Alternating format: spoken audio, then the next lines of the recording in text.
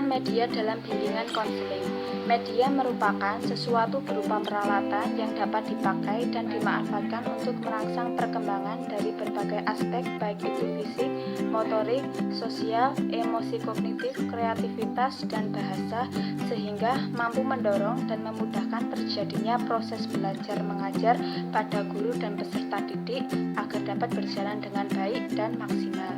Terkait dengan media sebagai perantara pesan, maka seorang guru BK pun memerlukan media pada saat memberikan layanan bimbingan dan konseling.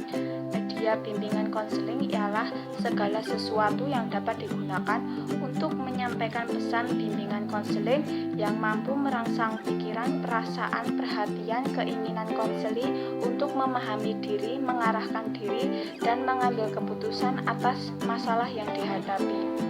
Pada dasarnya, media bimbingan konseling tidak terbatas hanya berfungsi sebagai perantara pesan, melainkan memiliki makna yang luas adalah segala alat bantu yang dapat digunakan dalam melaksanakan program BK.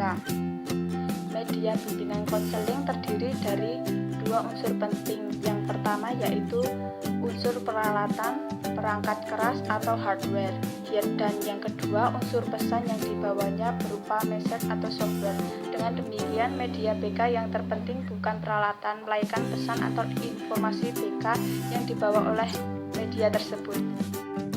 Media audio adalah media yang penyampaian pesannya hanya dapat diterima oleh indera pendengaran.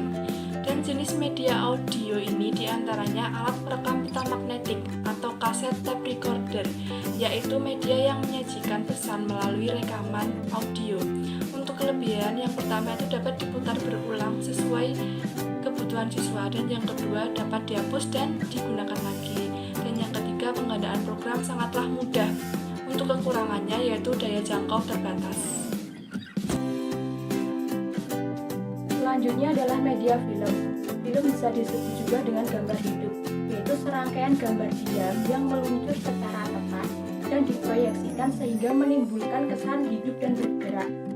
Film merupakan media yang menyajikan audio, visual, dan gerak, sehingga film memberikan kesan impresif kepada pemirsanya.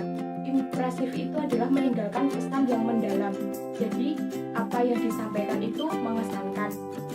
Selanjutnya, untuk jenis-jenis film itu sendiri, yang pertama jenis film bisu, yang kedua film suara, dan yang ketiga film gelang. Seperti media-media yang lain, tentu media film ini juga mempunyai kelebihan dan kekurangan.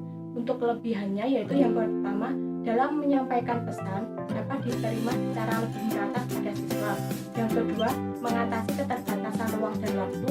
Yang ketiga, lebih realistis, dapat diulang-ulang dan dapat diberhentikan sesuai kebutuhan.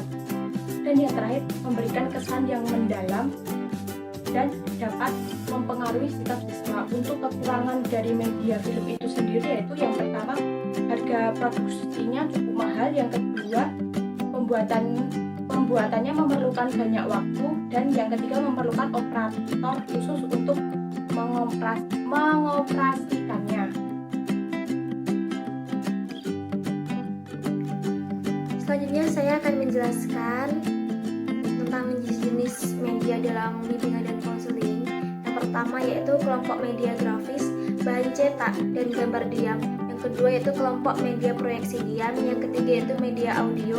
Yang keempat yaitu multimedia. Dan yang kelima yaitu objek. Dan yang terakhir yaitu interaktif. Selanjutnya untuk manfaat media dalam bimbingan konseling ini, yang pertama yaitu memperjelas pesan agar tidak terlalu verbalistis. Yang kedua yaitu mengatasi keterbatasan ruang, waktu, tenaga, dan daya indera.